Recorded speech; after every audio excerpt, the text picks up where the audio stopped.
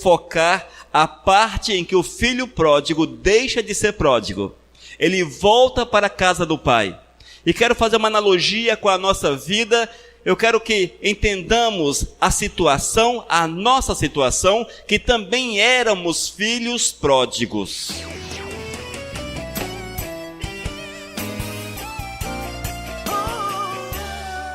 Hoje vamos falar a respeito da nossa situação. Éramos filhos pródigos. E no decorrer desses estudos, amados, com certeza hão de compreender o porquê. Vamos abrir as nossas Bíblias em Lucas capítulo 15. Leremos a partir do versículo 20 até o 24. A palavra fala: E arrumando-se, foi para o seu pai. Vinha ele ainda longe quando o seu pai o avistou, e compadecido dele, correndo, o abraçou e beijou. E o filho lhe disse: Pai, pequei contra Deus e diante do Senhor. Já não sou digno de ser chamado de seu filho. O pai, porém, disse aos seus servos: Tragam depressa a melhor roupa e vistam nele. Ponham um anel no dedo dele e sandália nos pés. Tragam e matem o bezerro gordo. Vamos comer e festejar.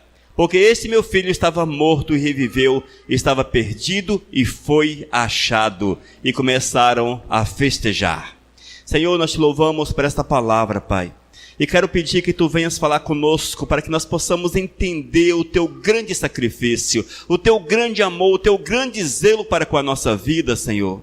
Para que nós vejamos aquilo que tu fizestes em nosso favor e que possamos ter palavras no nosso coração para te glorificar, para te bendizer, pelo teu cuidado para com as nossas vidas, ó Deus. Trabalha a nossa alma, Pai. Esse é o meu clamor em nome de Jesus. Amém, Senhor Deus. Aleluias.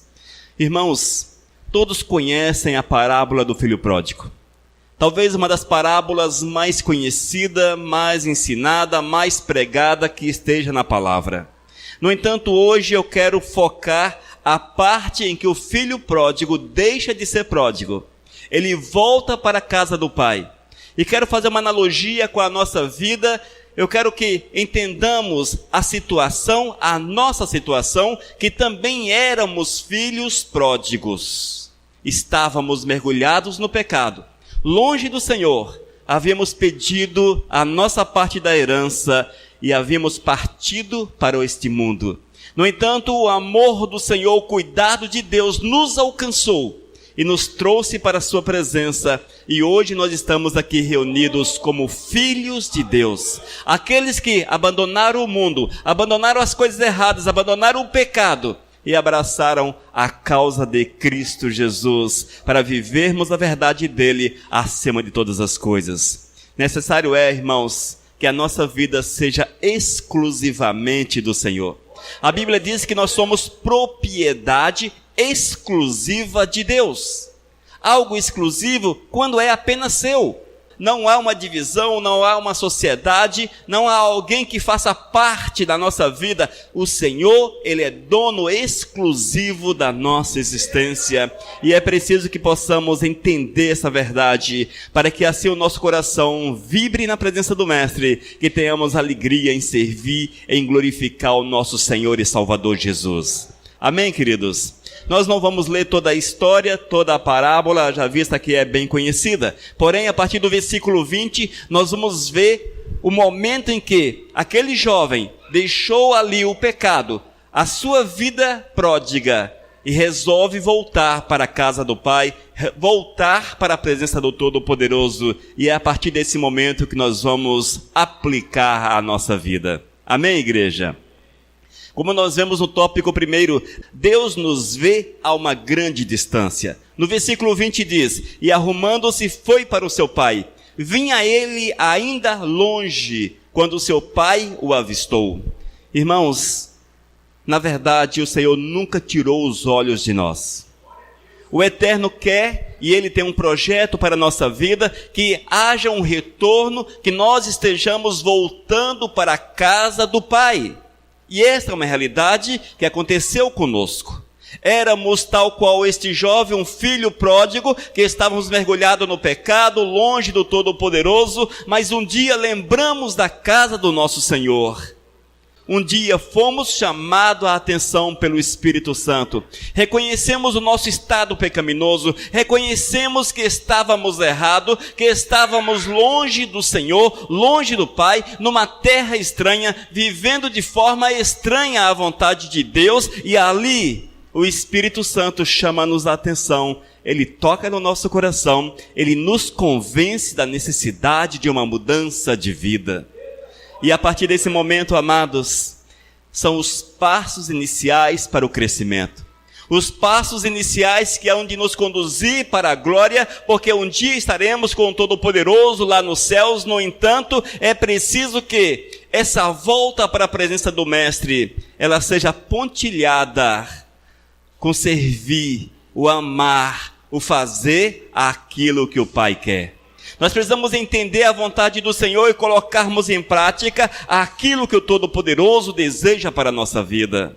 Quando nós lemos a história, lemos a parábola. Parábolas são pequenas histórias que Cristo contava para ilustrar situações, para que o povo pudesse compreender a sua missão, compreender a sua palavra. Ele contava ilustrações para ilustrar a sua palavra, ilustrar a sua vontade. E quando a parábola diz que este jovem, ainda longe, foi avistado pelo Pai, o Senhor, ainda longe, nos avista. E o interessante é que ele não fecha a porta para nós. Você pode estar mergulhado em toda sorte de pecado. Você pode estar como o pródigo, fazendo aquilo que não agrada ao Todo-Poderoso. No entanto, amados, a partir do momento que sentimos a necessidade de voltar para a presença de Deus, para a casa do Senhor, Ele nos recebe. Ele não nos questiona. É interessante, amados, é que este pai poderia ter questionado esse filho. Mas filho, por que você fez isso? Por que você fez aquilo? Por que deixou a casa, deixou o conforto, deixou a riqueza? Por que gastou tudo aquilo que eu te dei? Talvez o pai poderia ter feito 1000 questionamentos.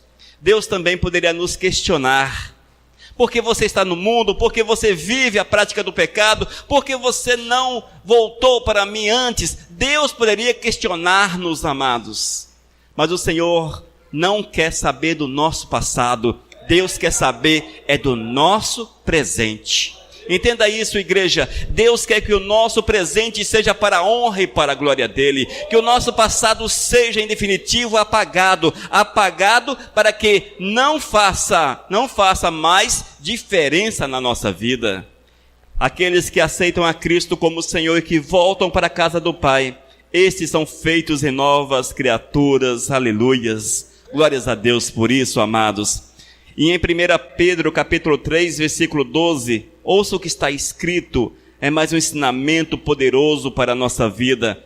Porque os olhos do Senhor repousam sobre os justos, e os seus ouvidos estão abertos às súplicas, mas o rosto do Senhor está contra aqueles que praticam males. Essa é a verdade de Deus para a nossa vida, e temos que entender, irmãos, e abraçar aquilo que o Senhor fala para conosco. Amém?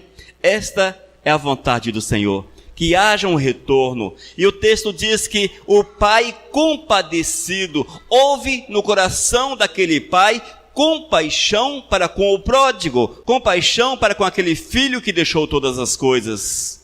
Nós, amados, quando voltamos para o Todo-Poderoso, somos envolvidos pela compaixão de Deus, pelo amor do Senhor. A graça de Deus nos toma de uma forma grandiosa, de uma forma poderosa. O amor de Deus nos envolve, amados. O amor do Senhor nos envolve. E Deus, Ele deseja que vivamos segundo aquilo que Ele quer, segundo aquilo que Ele deseja. Somos tomados pela compaixão de Deus, pelo amor do Senhor. Eu quero afirmar para você, tu és amado pelo Senhor. Deus tem amor para com a tua vida. Muitas vezes achamos que nós não somos amados, que o Senhor não olha para nós, que o Senhor virou as costas para nós.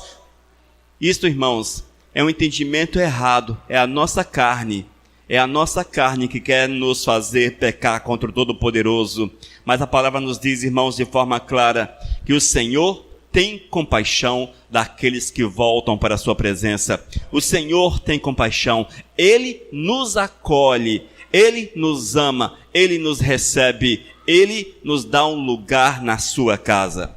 Mateus capítulo 11, versículo 28, o Senhor diz: vinde a mim, todos que estão cansados e sobrecarregados, e eu vos aliviarei.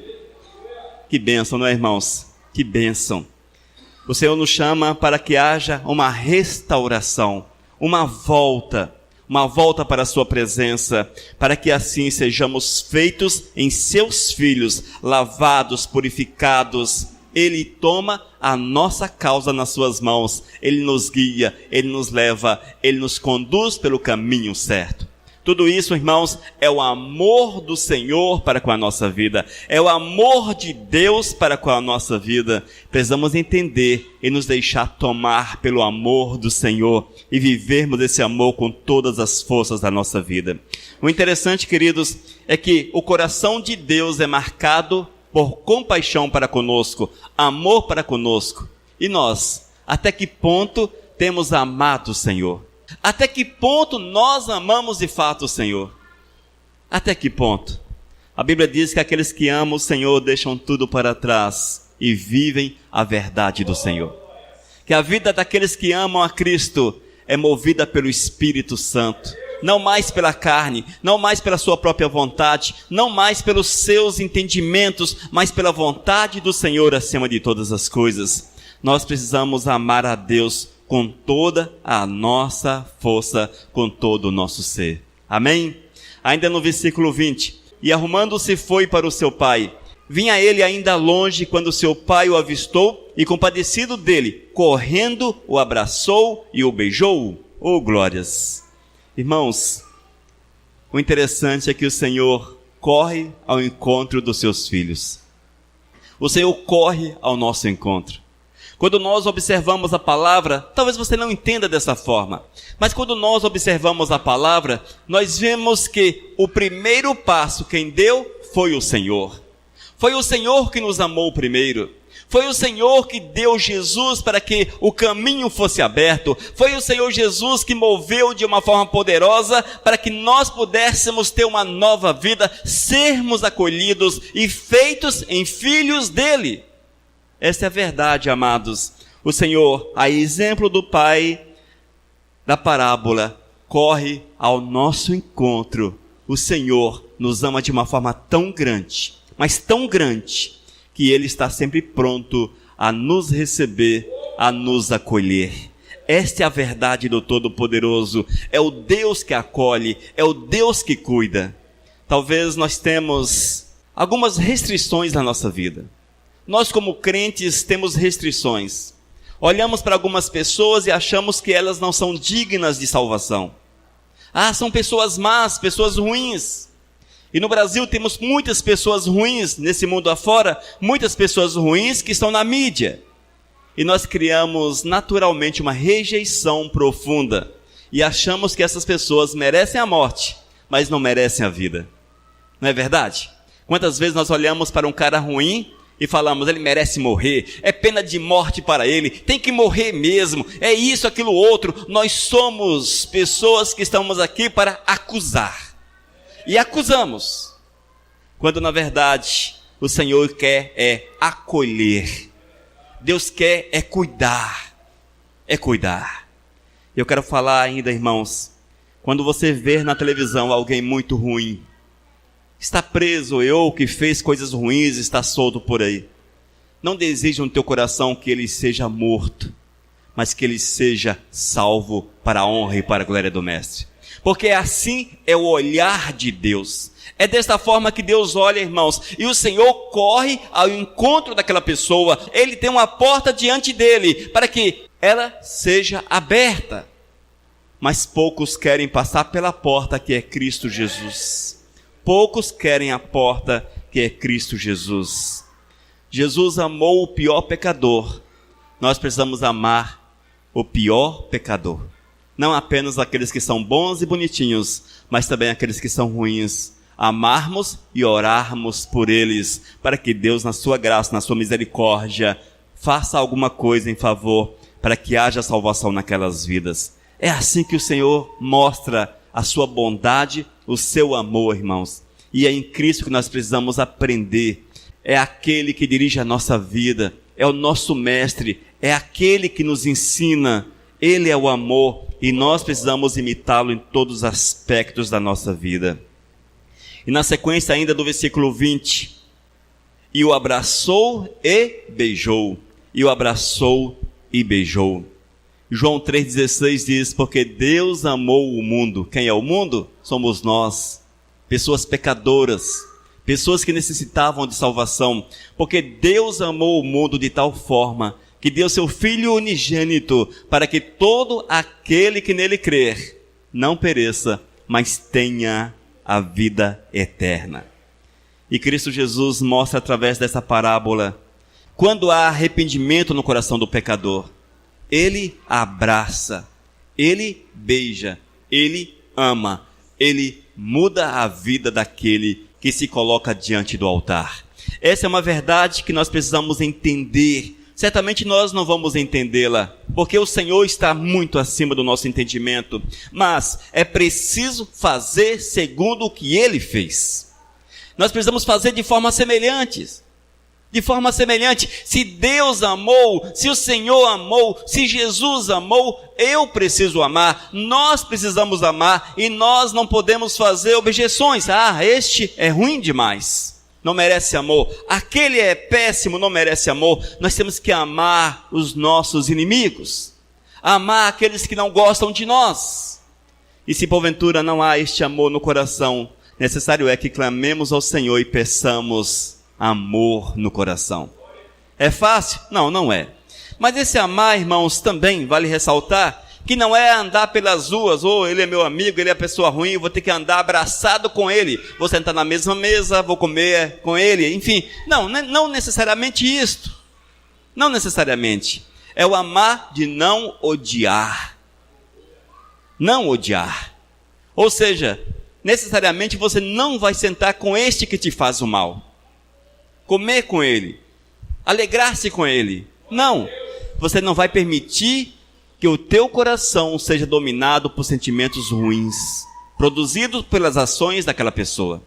E nesse aspecto, o Senhor nos ensina o amor ao próximo. Temos que amar o próximo, irmãos, amar o próximo e demonstrar este amor dentro do possível, se necessário, fazendo alguma coisa em prol daqueles. Como Cristo Jesus mostra nessa parábola, que o pai, ao invés de rejeitar o filho que voltava, ele correu, o abraçou e o beijou. Certamente não é fácil principalmente para os pais, nesse caso aqui uma situação tanto quanto traumática. Aquele jovem tinha tudo na sua casa, mostra-nos que era uma família rica, uma família muito bem sucedida. E o jovem acha por bem pedir a sua parte da herança. Pediu a herança em vida. De certa forma, uma ofensa. Pai, você vai morrer mesmo, eu tenho parte nisso aí, me dá logo a minha parte, eu quero logo a minha parte. E nós vemos que esse pai deu a parte. Ele partiu para o mundo, gastou tudo quanto recebeu.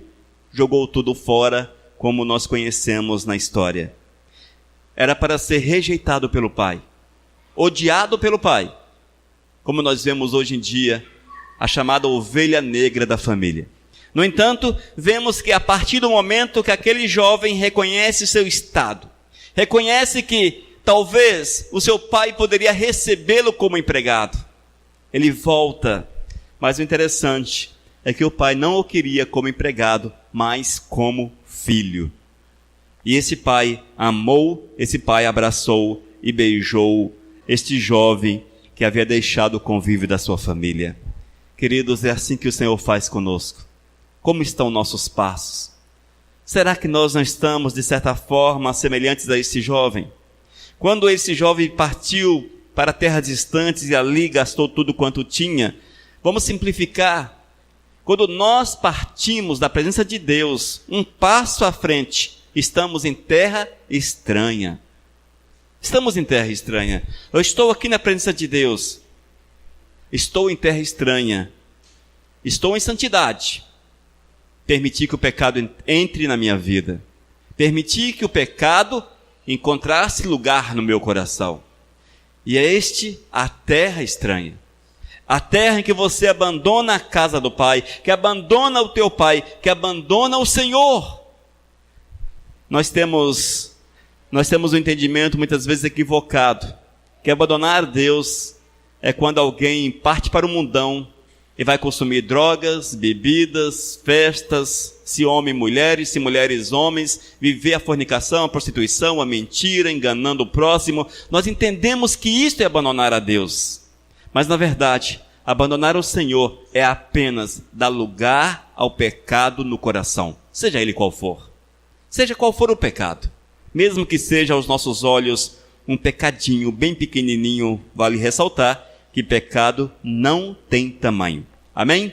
Estejamos atentos a esta verdade, para que nós não venhamos pecar contra o nosso Pai, contra o nosso Senhor, que não venhamos fazer aquilo que é ruim, aquilo que desagrada ao Todo-Poderoso. Deus ouve os filhos pródigos arrependidos e os perdoa. Olha que bênção, irmãos. Versículo 21 diz: E o filho lhe disse: Pai, pequei contra Deus e diante do Senhor. Já não sou digno de ser chamado de seu filho. Este é o arrependimento que Deus quer que haja no coração daqueles que estão vivendo a prática do pecado. Para que deixem de ser pródigos, para que vivam uma nova condição, a condição de filhos de Deus. 1 João capítulo 1, versículos 8 e 9. Ouça o que diz a palavra.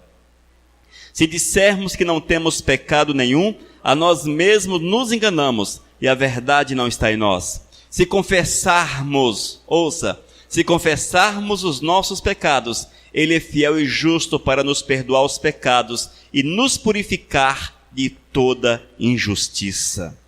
Esse jovem, ele reconheceu seu estado de pecado. Ele entendeu que estava longe do Pai, que havia ferido seu pai, que havia de uma forma ou outra tocado ali, no amor, no seio da família. Ele reconhece seu estado lastimável, o estado de derrota, o estado de destruição, e ele chega a seu pai e diz: pequei contra Deus e diante do Senhor, já não sou digno de ser chamado de seu filho.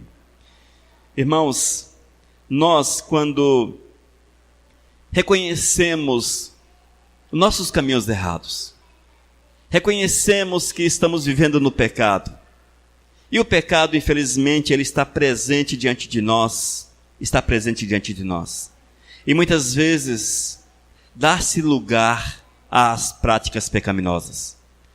E quando nós reconhecemos o nosso estado lastimável, e arrependidos, amados, confessamos o nosso pecado ao Senhor, Ele nos lava, Ele nos purifica, Ele muda a nossa sorte, muda a nossa história, Ele nos dá um novo nome, uma nova realidade. O Senhor nos recebe na sua presença. Esta é uma realidade que nós precisamos entender, a necessidade de estarmos cada dia diante do Mestre, jamais continuarmos na prática do pecado, porque muitos têm justificado o pecado, igreja. Muitos dizem: mas eu não posso viver sem este pecado, eu não posso viver sem esta situação, eu não posso. Você não pode viver no pecado. Essa que é a realidade. O pecado é para ser abandonado, totalmente extirpado da nossa vida, arrancado pela raiz. Nós não podemos ter lugar na nossa existência para o pecado, igreja. E quando nós entendemos que vivemos em caminhos errados, que a nossa vida não está legal com o Todo-Poderoso, esta é a ação que Deus espera de cada um de nós. Senhor, pequei contra ti, já não sou digno de ser chamado de seu filho. Esse jovem expressa arrependimento nessa afirmação. Ele está falando para o seu pai, que reconhece seu estado de pecado, seu estado ruim, seu estado de abandono da casa, porém que ele deseja voltar para casa. Ele quer mais uma vez estar ali no seio da família. Nós temos que falar para Deus: Senhor, eu preciso da tua presença. Eu preciso, Senhor. Eu tenho dado lugar às práticas ruins, tenho dado lugar ao pecado, e quando nós damos lugar ao pecado, em outras palavras, tornamo-nos amigos do diabo. Essa é uma realidade. Quando o homem dá lugar na sua vida para o pecado, ele associa-se com o inimigo. Nós precisamos estar associados como filhos com o Todo-Poderoso. Essa é a verdade. E o Senhor nos ensina que é possível uma volta, desde que haja arrependimento e a confissão desse pecado. Amém? Deus nos dá o melhor. Veja que bênção, irmãos.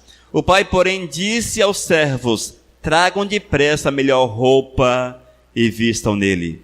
Tragam depressa a melhor roupa e vistam nele. Oh, glórias! Irmãos, quando nós abraçamos o Senhor, Ele transforma a nossa vida por completo.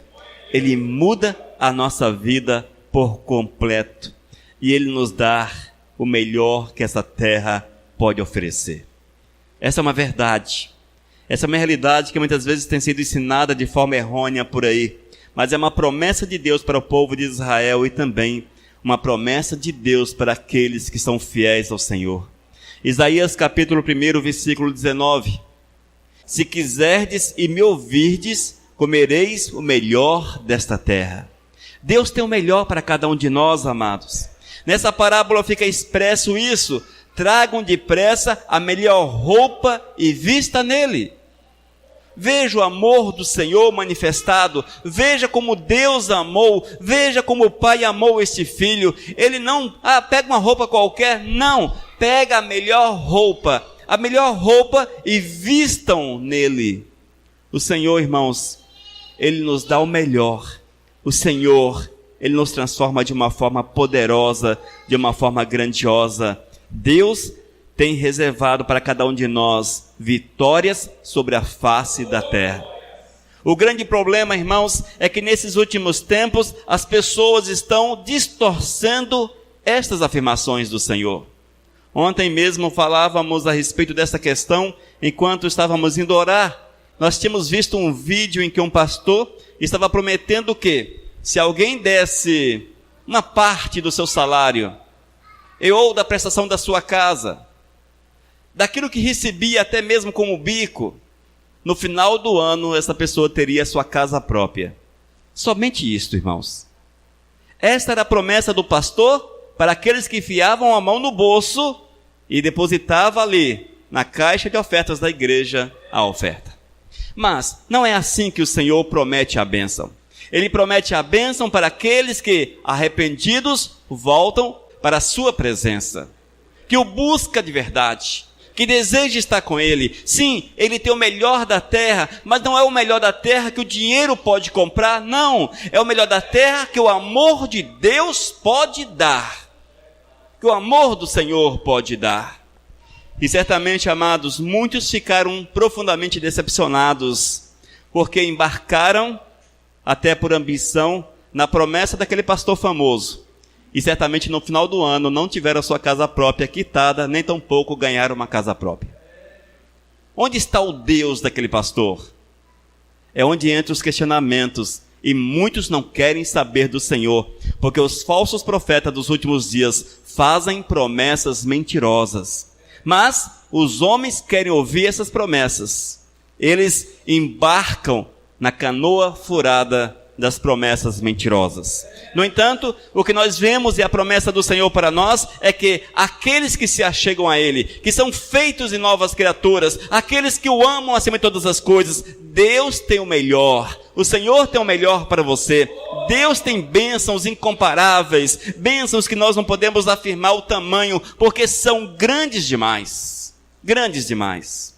A nossa irmã acabou de dar um testemunho no qual vemos a bênção de Deus. Uma vértebra quebrada. Quais as consequências? Com certeza, cadeira de rodas. Mas o Senhor, na sua graça e na sua misericórdia, olhou para ela, amou e cuidou da sua saúde.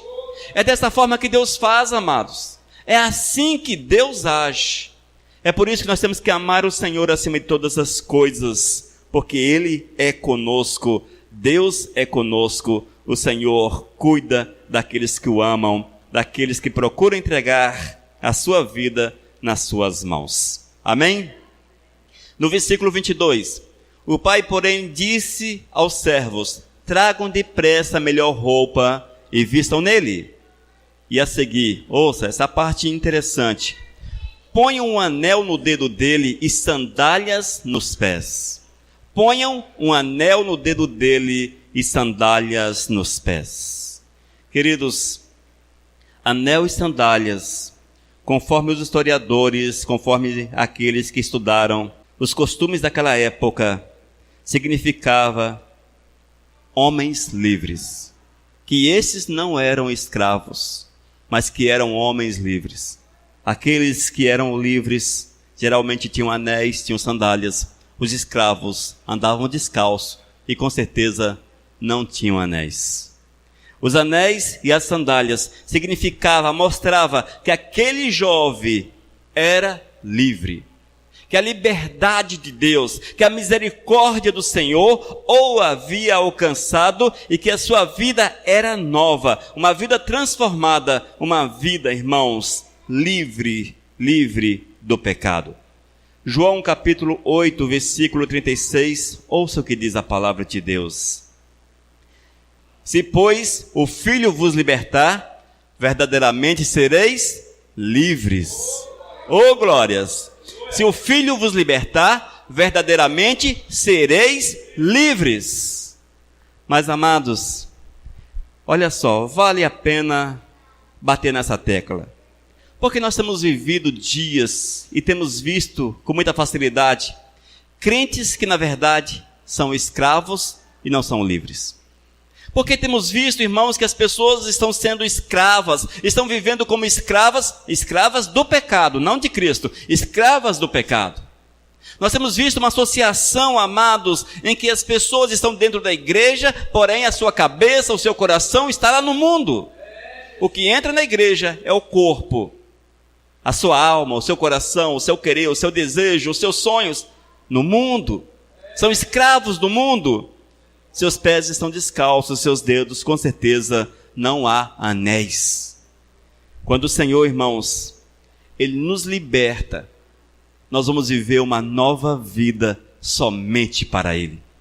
O nosso prazer, a nossa alegria, a nossa satisfação está em servir o Mestre. E vale a pena ressaltar, irmãos, se eu não tenho prazer em servir o Mestre, veja, isso é compulsório, gente. É compulsório, não há como fugir dessa verdade. Se eu não tenho prazer em servir ao Senhor, se eu não tenho prazer em servir ao Mestre, alguma coisa errada na minha vida espiritual existe. Algo errado existe.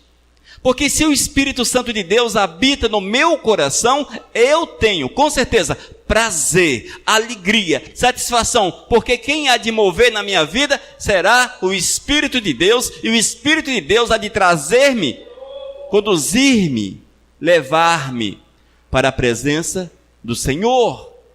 O Espírito traz o homem para a presença do Todo-Poderoso.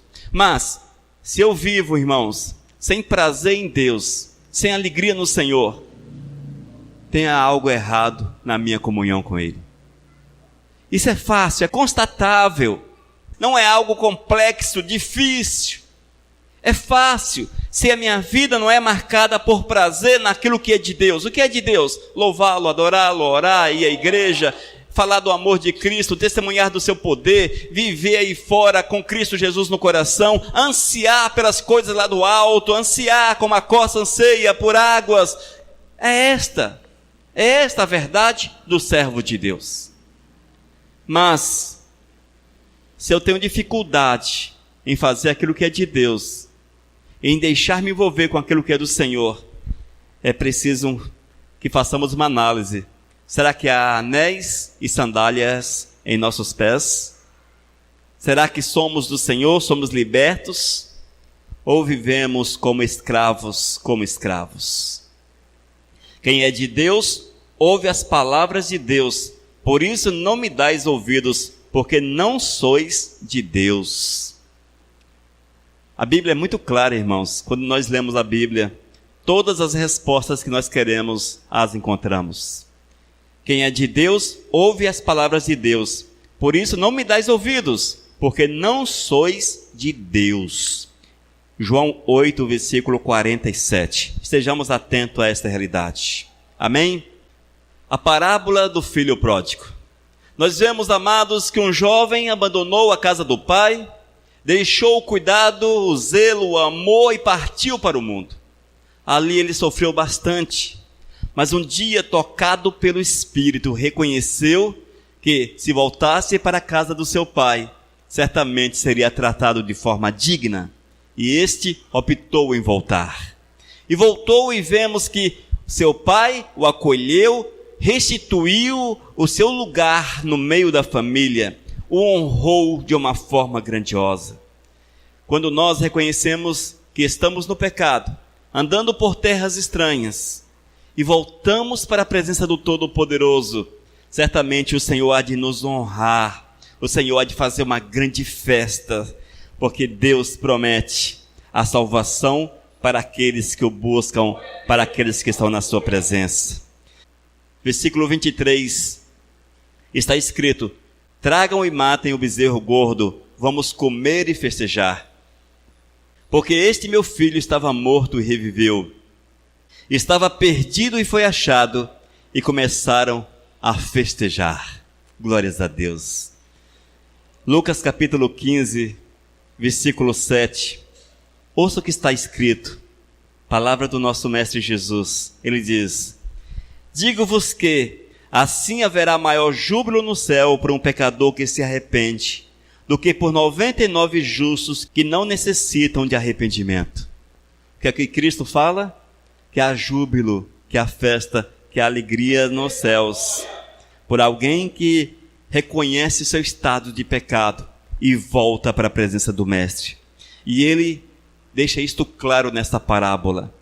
Aquele pai matou o bezerro gordo, o bezerro cevado, aquele que era separado para um momento especial, e festejou a volta do seu filho, e afirmou: porque este meu filho estava morto e reviveu, estava perdido e foi achado. É assim que Deus olha para nós, amados. Ele faz uma grande festa, porque um dia nós deixamos o caminho errado, deixamos de ser pródigos, éramos filhos pródigos, deixamos de sê-los e tornamos-nos filhos do Todo-Poderoso. O Senhor nos recebe, Ele nos acolhe, escreve o nosso nome no livro da vida e nos faz novas criaturas. E como novas criaturas, necessário vivermos a verdade de Cristo, vivermos aquilo que o Senhor determina para cada um de nós. Quero afirmar para você: ouça a palavra do Senhor, igreja. Ame o Senhor com todas as tuas forças. Alegre-se no Mestre. Alegre-se naquele que pode nos abençoar com toda sorte de bênçãos, com aquele que pode nos fazer prosperar em nossos caminhos, com aquele que pode nos dar a salvação. Que seja o Senhor, aquele que dirige a nossa vida. E esta vida que temos, que não a vivamos mais para nós mesmos, mas que a nossa vida seja somente para a honra e para a glória do Todo-Poderoso. Entendamos isso, irmãos. Talvez inicialmente pareça um pouco difícil, e certamente é difícil, mas não é impossível. Se foi possível para Cristo Jesus, se foi possível para o apóstolo Pedro, Paulo, João, se foi possível para tantos outros, se é possível para hoje, em nossos dias, se é possível para hoje, é possível também para cada um de nós. Mas é algo, irmãos, que está nas nossas mãos. Aquele jovem, ele desejou voltar para a casa do pai. Ou seja, houve uma iniciativa dele: eu vou voltar. É esta iniciativa que Deus quer e requer de cada um de nós, de voltar para a presença do Mestre, para que assim sejamos feitos em filhos e recebamos as bênçãos maravilhosas que Ele tem reservada para cada um de nós. Amém? Vivamos a santidade, porque assim veremos a glória do Senhor. Essa é a promessa do Todo-Poderoso. Vamos orar, igreja. Senhor, nós te louvamos, Pai, pela palavra. Nós sabemos, ó Deus, que é muito simples, Pai. É uma palavra simples, mas sabemos que é o Teu Espírito que trabalha o coração. É o Teu Espírito que faz-nos entender a Tua palavra, Mestre. Eu quero clamar que Tu faça-nos entender a Tua palavra, para que ela fique gravada no nosso coração, para que nós possamos viver a Tua verdade, viver na Tua presença, fazer aquilo que Tu queres, meu Deus. E assim, Pai, nos colocarmos como filhos que voltam, que buscam a restauração, a cura, para vivermos debaixo do Teu cuidado, do Teu zelo, fazendo aquilo que Tu queres, meu Deus. Ô Senhor, abençoa-nos. Esse é meu clamor em nome do Teu Filho Jesus. Amém, Senhor. Aleluias.